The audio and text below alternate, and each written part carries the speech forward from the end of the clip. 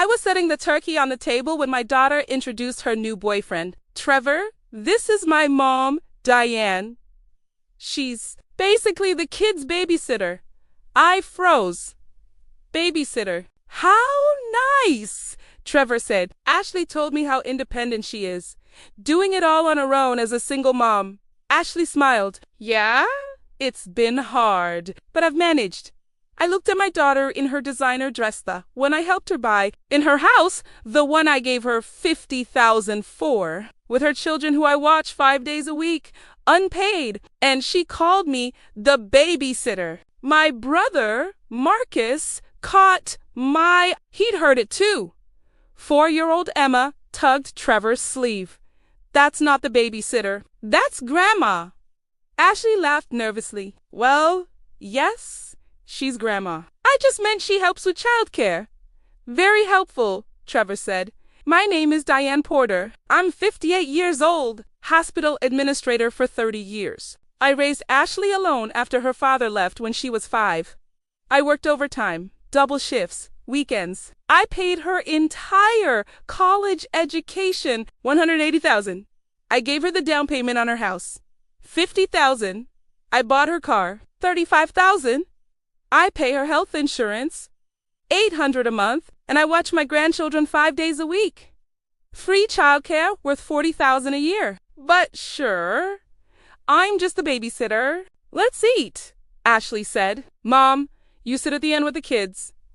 The end with the kids. Like the help. We sat down. Ashley talked and talked about her career, her success. I worked so hard to get where I am. Single mom, climbing the ladder. No help. Just determination.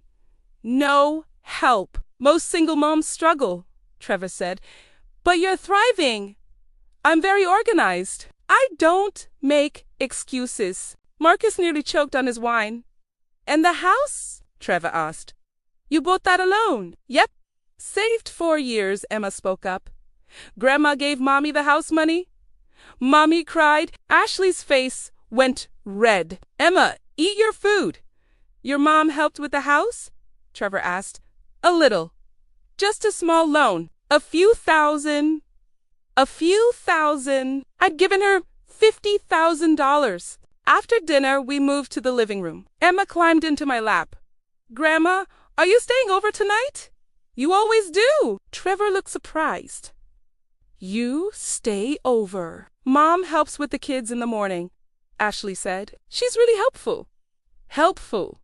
Like hired help. Ashley, Marcus said carefully, don't you think you're downplaying your mother's role? I'm not downplaying anything. I appreciate Mom. She's a huge help. Help?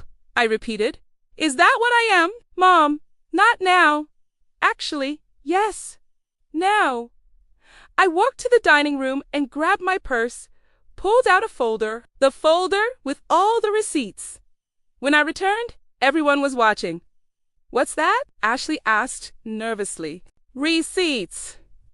Since you're telling everyone you did it all on your own, let's review exactly what on your own means. Mom, no.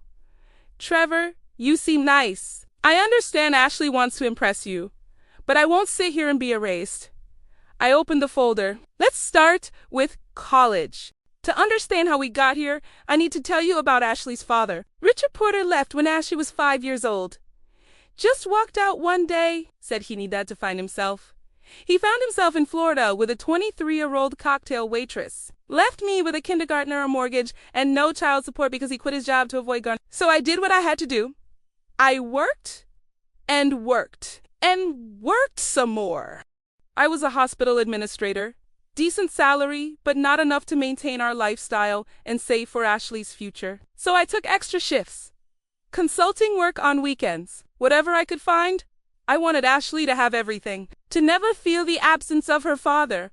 And for years, it worked. Ashley was a good kid. Smart. Ambitious. We were close. She got into a good college private. Expensive. $45,000 a year. We sat at the kitchen table when the acceptance letter came. Mom, it's so much money. Maybe I should go to state school. No. You go where you got in. I'll figure it out. But how I'll figure it out? And I did. I took out a second mortgage, worked overtime, canceled vacations. For 4 years, I paid every penny of her tuition, room and board, books, everything. $180,000 total. When she graduated, she cried and hugged me. Mom, I can never repay you. You don't have to just be successful. That's enough. And she was successful. Got a good job in marketing. Married a guy named David. Had 2 kids. For a while, everything was good. Then, 3 years ago, David cheated. Ashley filed for divorce. She was devastated, lost, scared about money. She called me crying. Mom, I can't afford the mortgage on my own. I'm going to have to sell the house. Move the kids to an apartment. How much do you need? For what? To keep the house? To buy David out? Mom, it's $50,000. I can't ask you. You're not asking. I'm offering. But your retirement, I'll work a few more years. The kids need stability. You need your home. I wrote the check. $50,000, my savings, my security. But it was worth it to see Ashley keep her home, to see my grandchildren stay in their rooms, their school, their neighborhood. Ashley hugged me. Mom, you saved us. I'll pay you back. I promise. Don't worry about it. Just take care of those babies. 6 months later, her car died. Transmission failure. 12-year-old Honda, not worth fixing. She needed a car to get to work, to take the kids to school. I'll get a used one, she said. Something cheap. No. You need something reliable. Something safe for my grandchildren. I bought her a new Honda CR-V. $35,000. Mom, this is too much. It's safe. It has good ratings. The kids will be protected. I can't accept this. You can. And you will. Then came the health insurance issue. After the divorce, Ashley lost David's insurance. Her company's plan was terrible, high deductible, poor coverage. The kids needed regular checkups. Emma has asthma. Lucas is prone to ear infections. Put them on my plan, I said. Through my work. Family coverage. Mom, that's $800 a month. And you'd pay more for worse coverage. It's done. So I added Ashley and the kids to my health insurance. $800 a month. Every month. For 2 years now. Then there was the childcare. After the divorce, Ashley couldn't afford daycare. $2,000 a month for 2 kids. I'll watch them, I said, until you get back on your feet. Mom, you work. I have flexibility. I'll adjust my schedule. So I did. I went into the office early, left by 3 p.m. Picked up Emma from preschool, got Lucas from the babysitter who watched him mornings only, kept them at Ashley's house until she got home at 7 p.m. 5 days a week, cooking dinner, helping with homework, giving baths, reading bedtime stories for 2 years. Professional childcare for 2 kids, $40,000 a year minimum. But I did it for free, because that's what mothers do. And through all of this, Ashley was grateful. She said thank you. She acknowledged my help. Until she met Trevor. Trevor Montgomery came into her life 6 months ago. They met at some professional networking event. He was giving a talk about entrepreneurship. Ashley came home gushing. Mom, I met someone. He's amazing, successful, smart, and he actually wants to date me. That's wonderful. Honey, he's different from David. He's ambitious, self-made, built his company from nothing. Self-made. That should have been my first warning, because Trevor wasn't really self-made. He came from money. His family had money. His startup was funded by family money. But he liked to think of himself as self-made, and he valued that quality in others. The first time Ashley brought Trevor to meet the kids, I was there, watching them like always. Trevor, These are my babies, Emma and Lucas. They're beautiful, Trevor said. Then, noticing me, and who's this? This is my mom. She watches the kids sometimes. Sometimes, not 5 days a week. Sometimes. That's nice, Trevor said. Must save you on childcare costs. Yeah, it helps. After Trevor left, I didn't say anything. She was nervous, meeting someone new. It was fine. The second time, Trevor asked Ashley about her house. It's beautiful. How long have you lived here? 2 years. Since my divorce. Must have been hard buying a place on your own. It was, but I managed. No mention of the $50,000. The third time, Trevor asked about her car. Nice car. CRV. Yeah. Got it last year. Needed something reliable for the kids. No mention that I bought it. Each visit, Ashley erased me a little more. I mentioned it to Marcus one Sunday. She's embarrassed, he said. Of what? Of needing help. Trevor's this self-made guy. She wants to seem independent. But she's not independent. Not financially. Not practically. I know, but she wants him to think she is. So she's lying. She's omitting. Marcus, there's a difference between omitting and erasing. She's acting like I don't exist. Talk to her. I tried. One evening, after Trevor left, I brought it up gently. Ashley, honey, I noticed you didn't mention I helped with the house. I didn't want to get into all that. Oh, what? Mom, Trevor comes from money. How many? He respects people who make it on their own. But you didn't make it on your own. I know that, but I don't need to advertise it. Advertise it. Ashley, I'm not a secret. I'm your mother. I'm not saying you're a secret. I'm just saying I don't need to list every person who's helped me. Every person. I paid for your college, your house, your car, your insurance. I watch your children 40 hours a week, and I appreciate that. But Mom, not everything needs to be announced. I'm not asking you to announce it. I'm asking you not to erase it. I'm not erasing anything. But she was, and it got worse. Last month, Trevor took Ashley to dinner with some of his business associates. Fancy restaurant. Ashley bought a new dress, asked me to watch the kids overnight.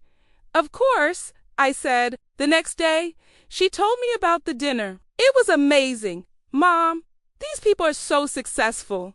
Self-made millionaires. And they were so impressed with my story. Your story, you know, single mom, climbing the corporate ladder, doing it all on my own, on your own. Yeah, they said I was inspiring. I didn't say anything. What could I say? 2 weeks ago, Trevor invited Ashley to Thanksgiving at his family's estate. She declined. I can't. We always do Thanksgiving with my family. Bring them, Trevor said. I'd love to meet everyone, so we are Thanksgiving at Beverly's house, with Trevor meeting the family, and Ashley calling me the babysitter, telling him she did it all on her own, calling my $50,000 gift a few $1,000 loan. I'd reached my limit, which is why I'd brought the folder. The folder with every receipt, every bank statement, every canceled check, documentation of every sacrifice I'd made for my daughter. Because if she was going to erase me, I was going to remind everyone, including Trevor Exakla, who had built Ashley's self-made success. Me, I stood in Beverly's living room holding my folder of receipts. Everyone was staring at me. Ashley's face had gone pale. Mom, what are you doing? I'm clarifying some things. For Trevor, for everyone, this isn't necessary, I think it is. Trevor, you seem like a genuine person. Someone who values honesty. So I'm going to be honest with you about Ashley's journey to where she is today. Trevor looked uncomfortable but curious. Okay, ... I opened the folder to the first document. A tuition payment receipt from Ashley's college. College. Ashley attended Preston University, private school. $45,000 a year for tuition. 4 years. That's $180,000. I held up the receipt. This is the first semester payment. $22,500 paid by me. Diane Porter. Mom, please. I have 16 of these. One for each semester. Every single one paid by me. Not scholarships. Not loans in Ashley's name. Me. I set the receipt on the coffee table where everyone could see it. Trevor was quiet, processing. Ashley told me she worked her way through college, he said slowly. I did work, Ashley protested. I had a campus job making $12 an hour, I interrupted. Working 10 hours a week. That covered your spending money. I covered everything else. I pulled out the next document, bank statements showing wire transfers. After college, Ashley got married. Her husband David was not good with money. When they divorced 3 years ago, Ashley needed to buy him out of the house. The buyout was $50,000. I showed Trevor the bank statement. This is my savings account. You can see the withdrawal. January 5th, 10th, 2022. $50,000. Transferred to Ashley's account. Ashley's voice was small. You said it was a gift.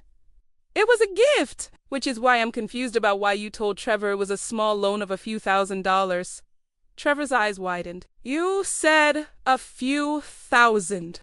I didn't want to make it a big deal. $50,000 is a big deal, Ashley. I was going to tell you when. After you married him. Marcus interjected. Were you ever going to tell him the truth?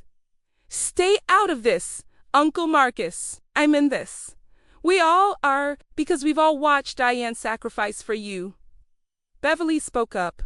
Marcus is right. Diane, show him the rest. I pulled out another document. A car title. This is the title to Ashley's Honda CR-V, purchased May 2023. $35,000. Buyer. Diane Porter. Owner. Ashley Porter Williams.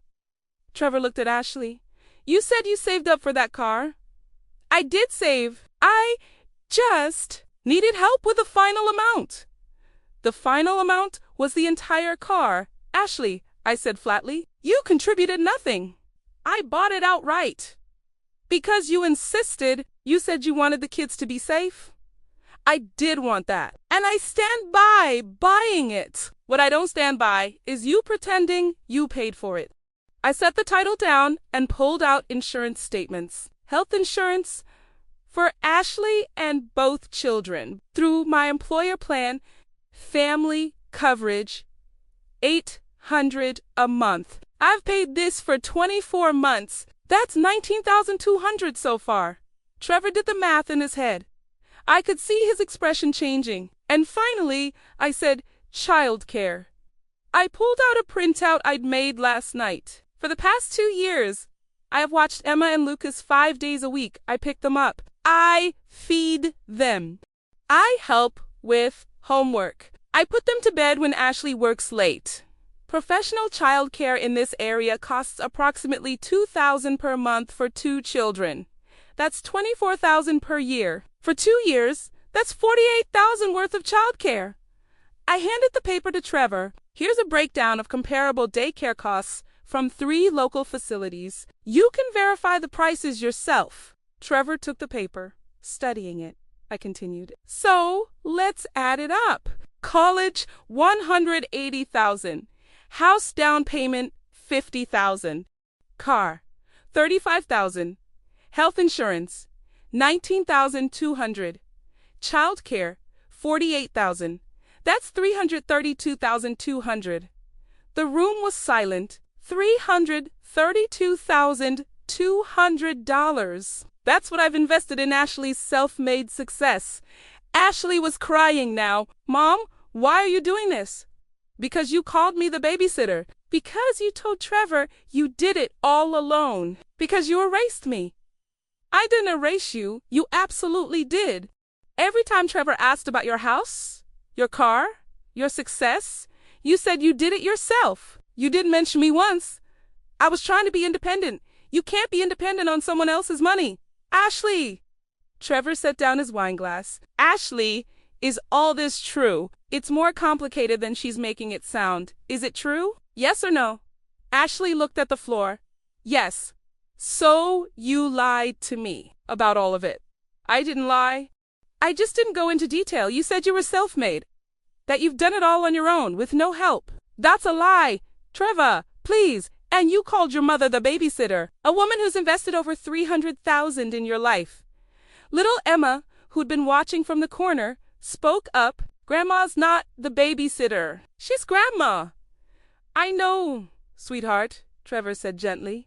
Then to Ashley, why would you do that? Why would you minimize her like that? Because I wanted you to respect me. I did respect you. I respected what I thought you'd accomplished. But it was all a lie. It wasn't a lie. I did work hard. I do have a good job. I am doing my best on your mother's dime. That's not fair. What's not fair, I interrupted, is that I worked overtime for years to pay your tuition. I gave you my retirement savings for your house. I rearranged my entire work schedule to watch your children, and you repaid me by pretending I don't exist. I never said you don't exist. You called me the babysitter. I was being casual.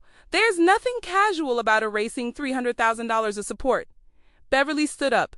Diane's right. Ashley, I've watched this happen over the past 6 months. Every time you talk about Trevor, you leave your mother out. Every story you tell makes you the hero and erases everyone who helped you. Aunt Bev, you don't understand. I understand perfectly.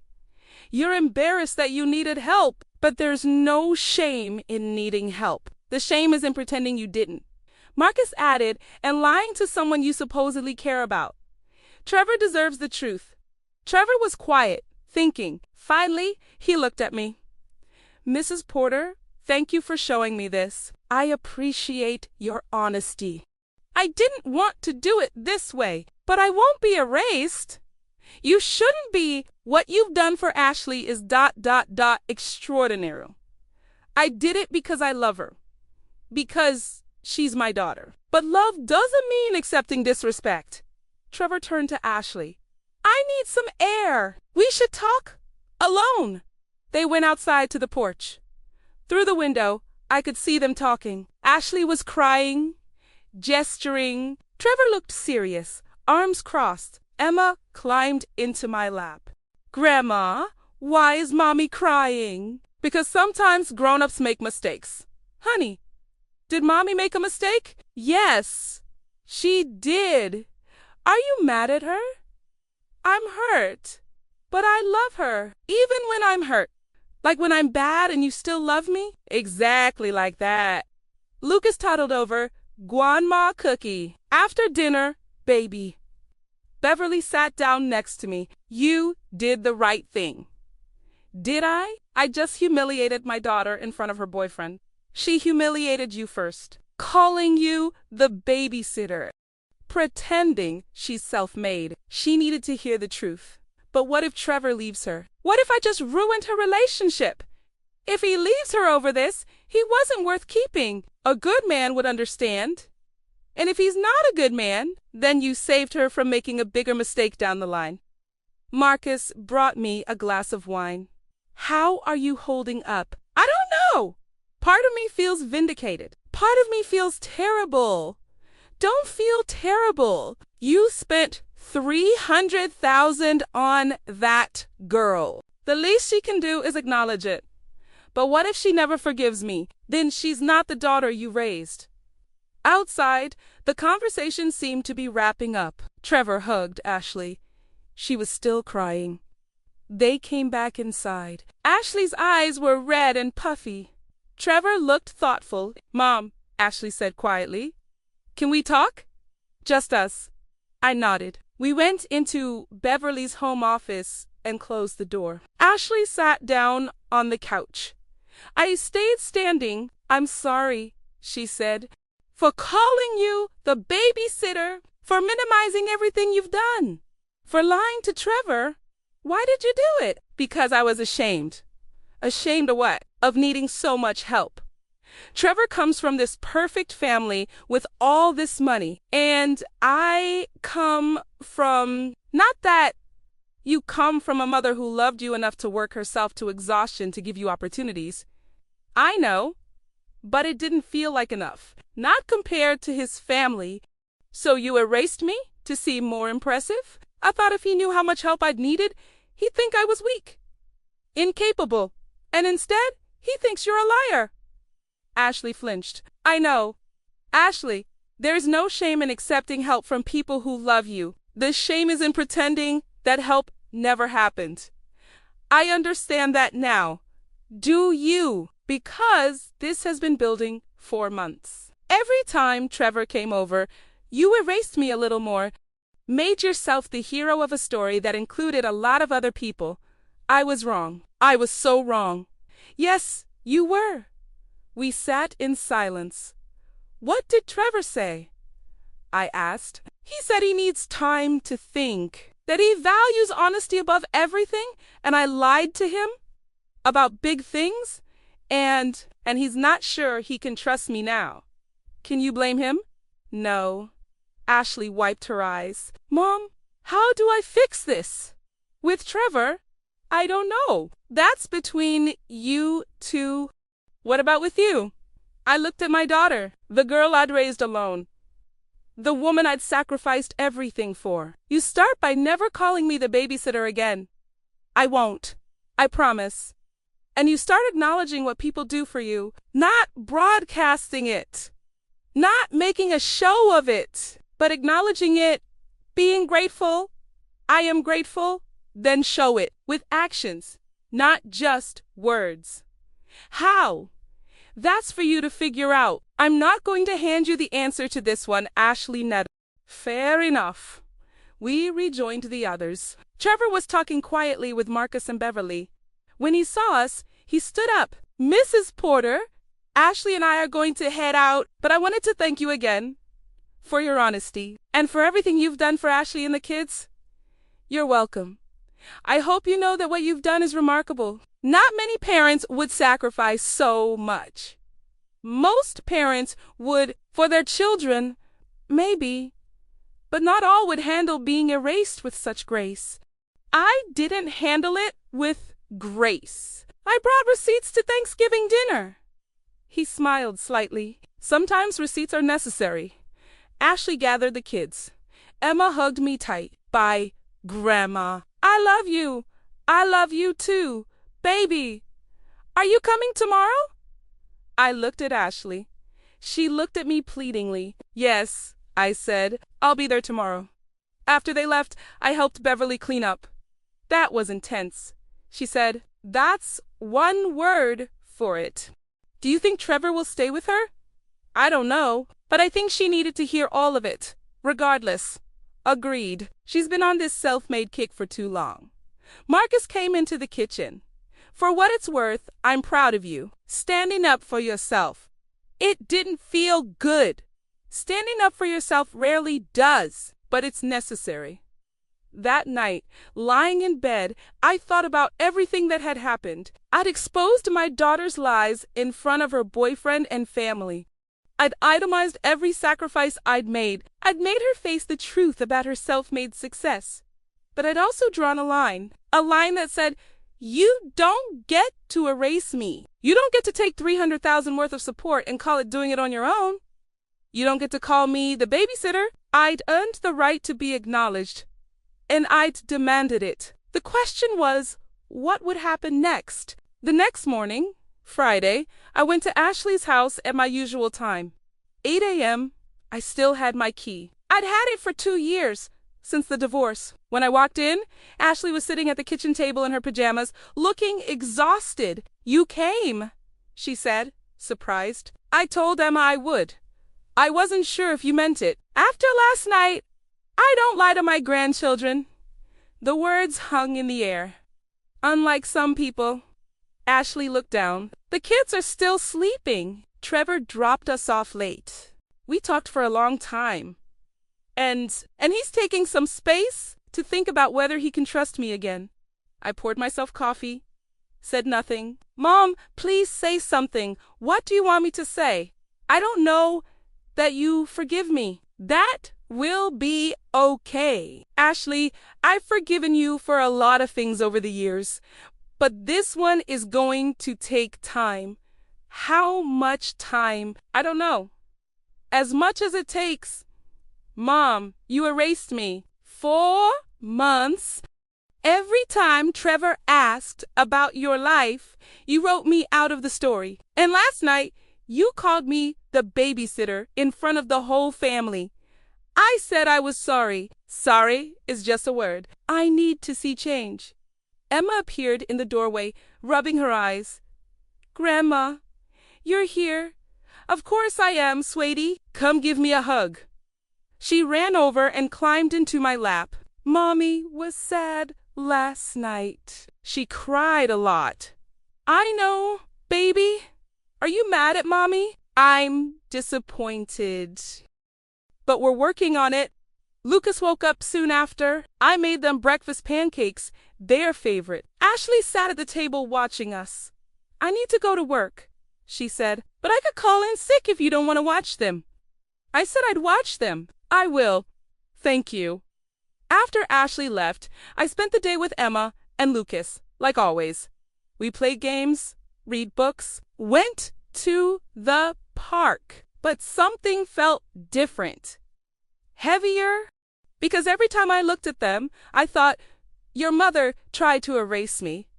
Around 4 p.m., my phone rang. Unknown number. Hello, Señora Porter? This is Trevor Montgomery. I wasn't expecting that. Hello, Trevor. I hope I'm not interrupting. I got your number from Ashley. I wanted to talk to you. If you have a moment, I have a moment. First, I want to apologize for my role in what happened yesterday. If I hadn't been so vocal about valuing self-made success, maybe Ashley wouldn't have felt the need to lie. Trevor, you're not responsible for Ashley's choices. Maybe not, but I created an environment where she felt she had to be something she's not. That's thoughtful of you, too. Recognize that. I've been thinking a lot about what you showed me yesterday. The receipts, the timeline, everything you've done for her. And I'm ashamed that I bought into her narrative, I should have asked more questions. Should have noticed inconsistencies. She's good at painting a picture. But that doesn't excuse my blindness. There was a pause. Mrs. Porter, can I ask you something? Go ahead. Why did you do it? Invest so much in her. Because she's my daughter. But $300,000, that's your retirement, your security. I know. Most parents wouldn't do that. Most parents love their children. They do what they can. But there's a difference between helping and sacrificing everything. Is there? When you're a single parent, those lines blur. Did you ever resent it? I thought about that, honestly. Sometimes, when I was working double shifts and Ashley was out with friends, when I couldn't afford to fix my own car but bought her a new one, when I ate ramen so she could have steak. But you never stopped. No, because that's what parents do. We sacrifice, even when it hurts. Ashley doesn't appreciate it. She does. She just showed it poorly. She erased you. She was embarrassed, insecure. She made bad choices, but underneath all that, I believe she's grateful. You're very generous. I'm her mother. It's different. Another pause. Trevor, why are you really calling? Because I need to understand something. If Ashley lied about something so significant, what else might she lie about? That's a question only you can answer. By watching her actions going forward, do you think she changed? I think she can change. If she wants to. If she's motivated. And if she's not, then you'll know soon enough. Mrs. Porter, do you think I should stay with her? That's not my decision to make. But if it were? I thought carefully. Trevor, my daughter has many good qualities. She's smart, hardworking, and she loves her children. But she's also insecure and image conscious. She cares too much about what people think. That's what caused this whole mess. Yes. So the question isn't whether you should stay. The question is whether she can learn from this. Whether she can become someone who values truth over image. And you think she can? I hope she can. But hope isn't the same as certainty. Thank you for being honest. I'm always honest, which is something Ashley needs to learn from me. After we hung up, I thought about that conversation. Trevor was a good man. Thoughtful, self-aware, willing to examine his own role. Ashley would be foolish to lose him. But she might anyway, because lies have consequences.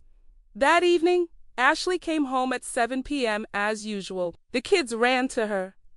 "Mommy, we went to the park." "That's wonderful, babies." After the kids were in bed, Ashley and I sat in her living room. "Trevor called you," she said. "It wasn't a question. He did." "What did he say?" "That's between him and me, Mom. Please, I'm losing him. I need to know what he's thinking." "Then ask him. Don't use me as an intermediary." "He won't talk to me. He says he needs space." "Then give him space. But what if he decides to leave?" "Then he leaves, and you learn from this." That's it. That's your advice. What do you want me to say, Ashley? That I'll fix this for you? I can't. This is a consequence of your own choices. I know that, but I thought you'd help me. I've helped you for 32 years. Maybe it's time you helped yourself. Ashley's face crumpled. You're still angry. I'm hurt. There's a difference. How long are you going to be hurt? As long as it takes. You can't put a timeline on healing. So what am I supposed to do? Start by being honest with Trevor, with yourself, with everyone. I am being honest now because you got caught, not because you wanted to be. That's not fair. Life isn't fair, Ashley. I learned that when your father left, when I had to work 3 jobs to keep us afloat, when I gave up my dreams so you could have yours. I didn't ask you to do that. The words exploded out of her. I stared at my daughter. What did you say? I didn't ask you to sacrifice everything. That was your choice. My choice? Yes. You chose to pay for college when I could have taken loans. You chose to give me the house money when I could have sold and moved somewhere smaller. You chose to watch the kids when I could have found daycare. You couldn't afford daycare. I could have figured it out, but you insisted.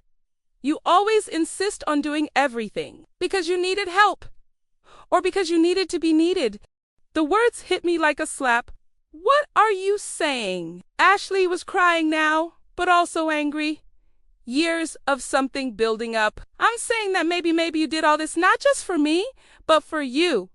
So you could be the martyr, the sacrificial mother, so you could hold it over my head. Hold it over your head.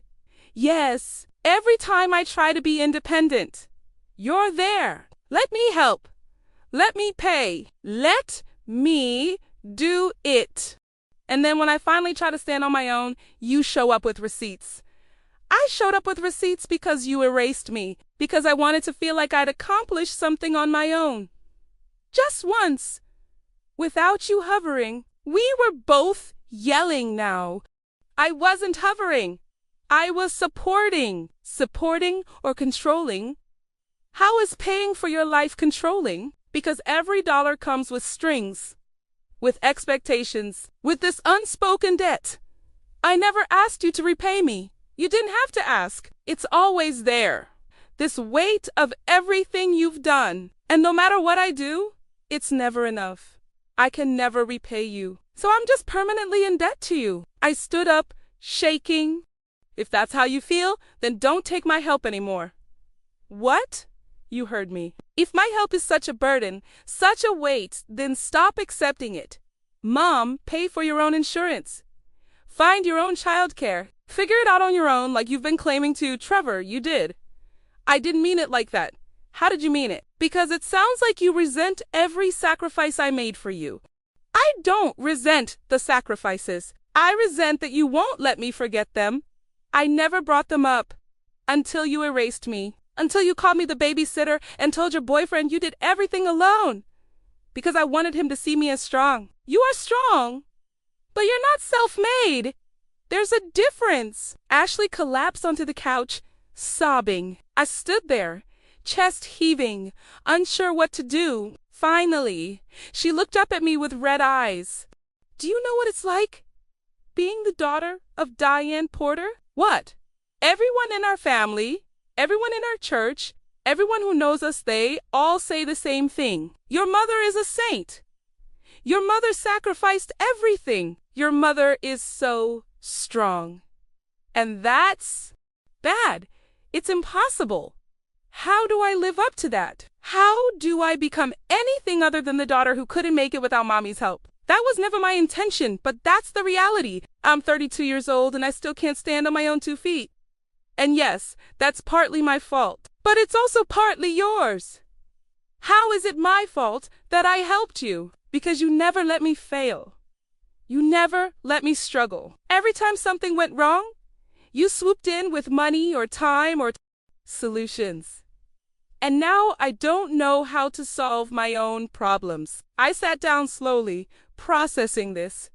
You're saying I aimé you. I'm saying you loved me so much that you didn't let me grow up. The room was quiet except for Ashley's crying. Was she right? Had I been so focused on protecting her, on providing for her, that I prevented her from developing her own strength? Ashley, I said slowly, I was trying to give you opportunities I never had. I know, and I'm grateful. I really am. But Mom, I needed to struggle sometimes. I needed to figure things out. I needed to fail. I didn't want you to fail. I know. But failure is how we learn. And you protected me from ever failing. I thought about that. Every time Ashley had a problem, I'd fixed it. Money problems. Here's a check. Car problems. Here's a new car. Childcare problems. I'll do it. I'd solved everything. Had I robbed her of the ability to solve things herself? I didn't see it that way, I said quietly. I know you didn't. You were being a good mother, the best mother. But sometimes the best thing a mother can do is let her child struggle. We sat in silence. So what now?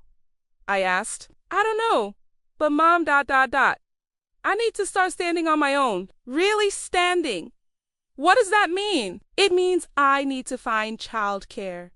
Pay for my own insurance. Maybe start paying you back for the house and the car. Ashley, you don't have to. Yes, I do.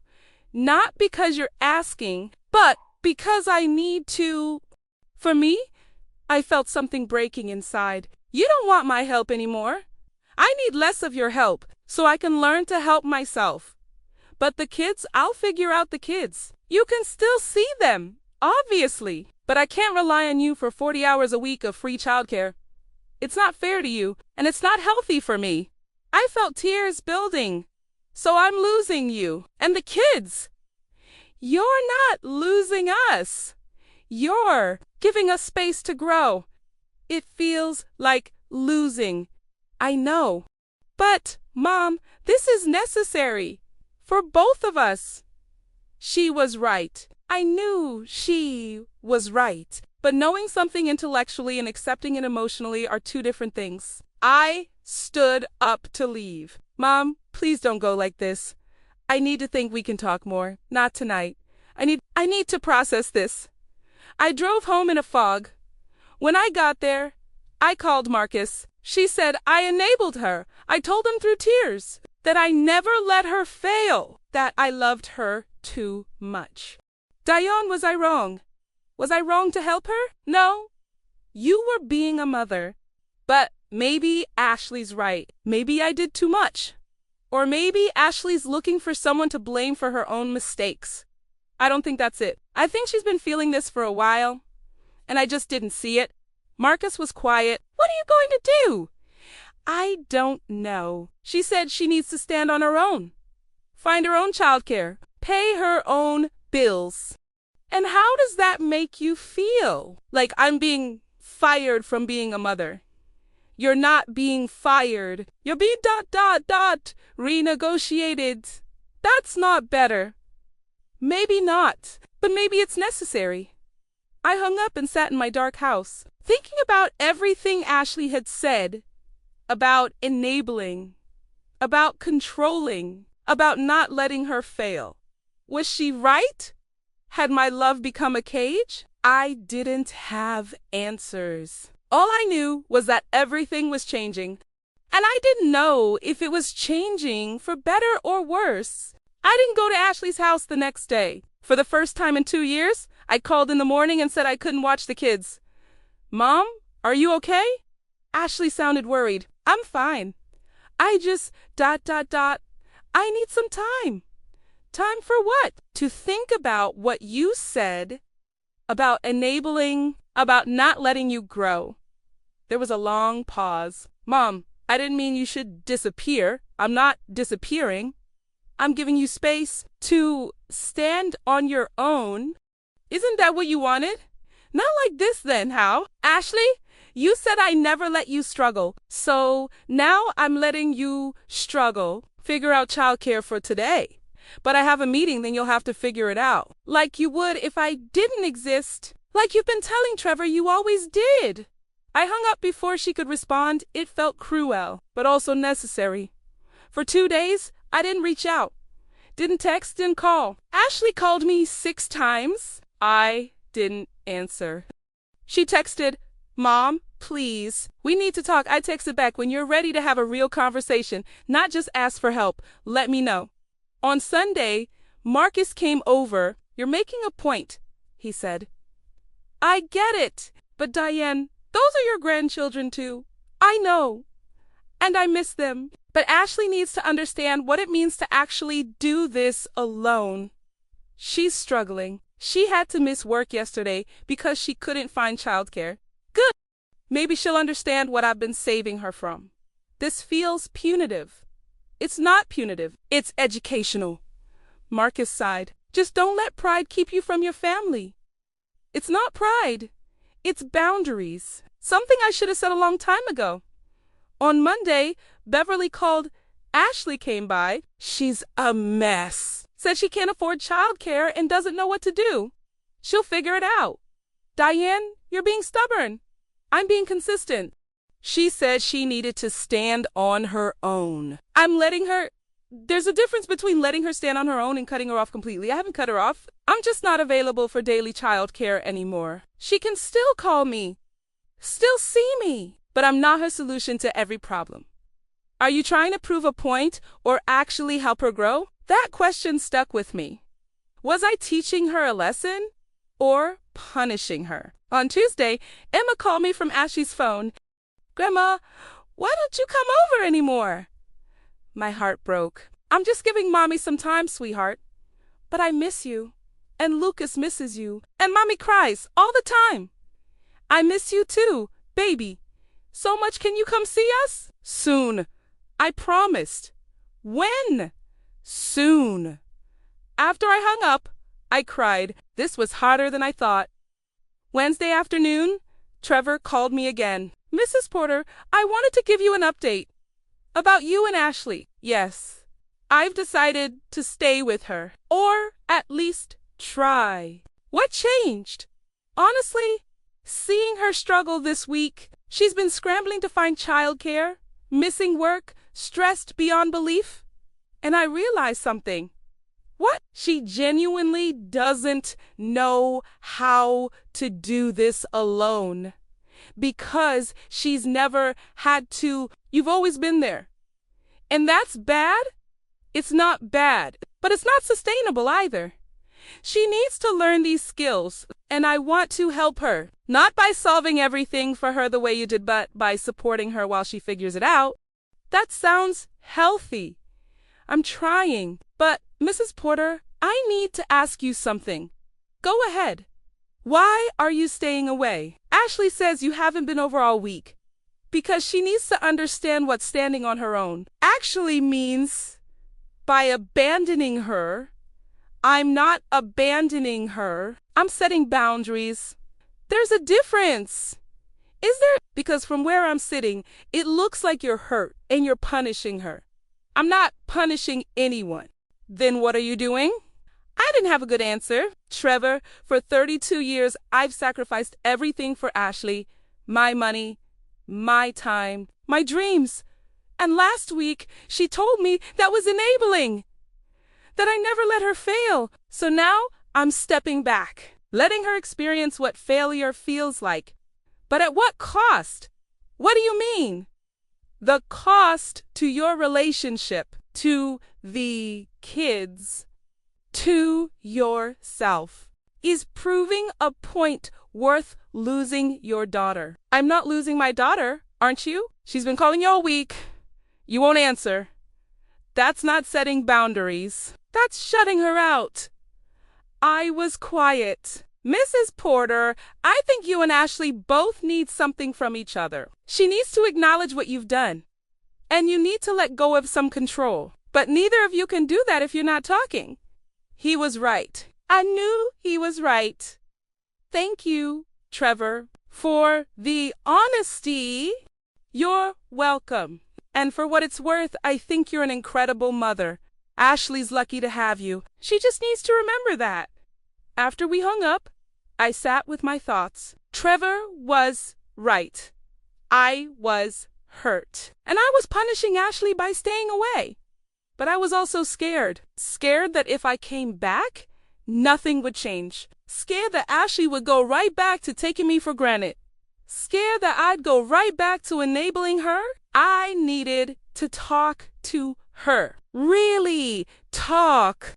But I needed her to be ready to hear me. Thursday morning, Ashley showed up at my door. I opened it to find her looking exhausted. Dark circles under her eyes. Hair in a messy ponytail. Mom, please, can we talk? Come in. We sat in my living room. The same living room where I'd helped her with homework for years. Where she'd told me about her first date. Her engagement. Her pregnancy. I'm sorry, Ashley said. For everything. For calling you the babysitter. For erasing you. For taking you for granted. I know you're sorry, but you're still angry. I'm hurt, and I'm scared. Scared of what? Scared that if I come back, if I start helping again, nothing will change. That we'll fall right back into the same pattern. Ashley nodded. I'm scared too.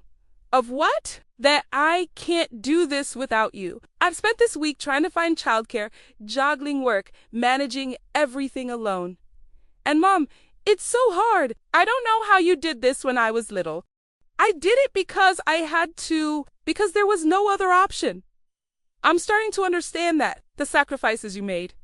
What they actually meant. Are you, because last week you said I enabled you, that I never let you struggle. I was partially right. You did protect me from a lot, but I was also wrong to blame you for that. You were being a good mother, and I was being ungrateful. So what now? How do we move forward? Ashley took a deep breath. I've found a daycare. It's expensive, $2,000 a month, but I can afford it if I cut back on other things. The kids start next Monday. I felt a pang. You don't need me anymore. I'll always need you, Mom. But I need you as my mother, not as my childcare solution. What does that mean? It means I want you to come see the kids because you want to, not because I need you to. I want our relationship to be about love, not obligation. It was always about love.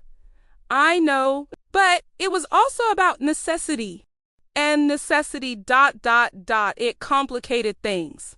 She was right. Ashley, I need to say something. Okay, I'm sorry too, for hovering, for solving everything, for not letting you fail. I thought I was protecting you, but maybe I was also protecting myself from what? From feeling unnecessary, from being alone. After your father left, you were all I had. And maybe I held on too tight. Mom, ...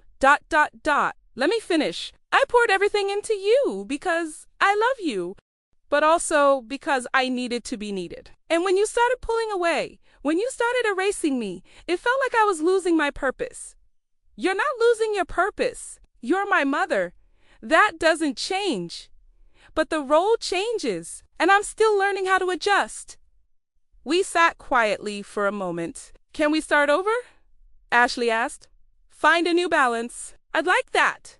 I want you to see the kids as much as you want, but not because you have to watch them, just because you're their grandmother. I'd love that. And I want to start paying you back for the house, for the car. Maybe not all at once, but over time. Ashley, you don't have to. I want to. Not because you're asking, but because I need to feel like I'm contributing, like I'm taking responsibility. Okay? We can figure out a payment plan. And Mom, I posted something on Instagram. She pulled out her phone and showed me it was a long post with a picture of us together. The caption read, "I need to be honest about something. For months, I've been telling people I'm self-made, that I've built my success alone. That was a lie. The truth is, my mother, Diane Porter, paid for my entire college education. She gave me the down payment on my house. She bought my car. She pays my health insurance. And for 2 years, she's watched my children 5 days a week, giving me free childcare worth $40,000 a year. I erased her contributions because I was ashamed of needing help. I wanted to seem independent and strong, but there's no strength in lying. And there's no shame in accepting love. My mother sacrificed everything for me. She worked overtime for years to give me opportunities. She gave up her retirement savings to keep me in my home. She rearranged her entire life to help with my kids. She's not just the babysitter. She's the foundation of everything I've built. And I'm done pretending otherwise. Mom, I'm sorry for erasing you, for taking you for granted, for not acknowledging your sacrifices until I was forced to. Thank you for loving me enough to call me out. Thank you for setting boundaries. Thank you for teaching me, even now, how to be better. I love you. I read it 3 times, tears streaming down my face. You posted this yesterday. I wanted everyone to know the truth. What did people say? Some of my followers unfollowed, the ones who liked the self-made narrative. But most people responded with their own stories about family members who helped them. About being grateful for support. It's been ... healing. And Trevor, he saw it. He said he was proud of me. That honesty looks good on me. I hugged my daughter. Really hugged her. For the first time in weeks, without resentment or hurt or anger. I'm proud of you too, I said. For what? For being brave enough to tell the truth, even when it's uncomfortable. I learned from the best. That Friday, I went to Ashley's house, not to watch the kids all day. Just to visit. Emma ran to me when I walked in. "Grandma, you came back." Of course, I did. "I missed you so much." "I missed you too. Want to see my new daycare? It has a playground." "I'd love to." Lucas toddled over. "Guanmar cookie." After dinner, buddy. Ashley made coffee. We sat at her kitchen table while the kids played. "This feels different," she said. "It is different." "Better? I think so. We'll see." "Mom, can I ask you something?" "Always." "Do you regret it? Sacrificing so much for me?" I thought about it. Really thought. No. I don't regret it. But I wish I'd taught you earlier to be more independent. To struggle more. To appreciate more. I appreciate it now. I know. But it took a crisis for you to see it. Sometimes crises are necessary. Sometimes, over the next few months, things slowly changed. Ashley started daycare for the kids. It was hard financially, but she managed. She set up a payment plan to pay me back for the house and car. $500 a month. It wasn't much, but it was something. She took over her own health insurance, cut back on spending, learned to budget. And I learned to let go, to visit without solving, to support without controlling. I saw the kids twice a week now, sometimes more, but on my terms and theirs, not out of necessity. Ashley and Trevor stayed together. They went to couples counseling, worked on communication and honesty. At Christmas, Ashley gave me a gift, a framed photo of us together with the kids, and underneath, an engraved plate To the woman who built my life, thank you for everything. I love you. Ashley, I wanted you to know, Ashley said that I see you, really see you, and I'm grateful. Every day. Thank you, baby. No, thank you. Trevor pulled me aside later. Thank you for showing me who Ashley really is. The good and the bad. I needed to see both. Are you happy? She's still learning, still growing, but she's trying, and that's what matters. That's all any of us can do. Try. I'm Diane Porter. I'm 58 years old. My daughter told everyone at Thanksgiving I was just the babysitter, so I showed them the receipts. All $332,000 worth. It caused a crisis, a reckoning, a painful awakening. But it also caused growth, change, healing. Ashley learned that she can't erase the people who built her life. I learned that sometimes love means letting go. And together, we learned that family isn't about perfection. It's about honesty, boundaries, respect, and the willingness to change when change is needed. It's been 6 months since that Thanksgiving, and for the first time in years, I feel like Ashley's mother again. Not her solution, not her enabler, not her babysitter, her mother. And that's enough. That's everything.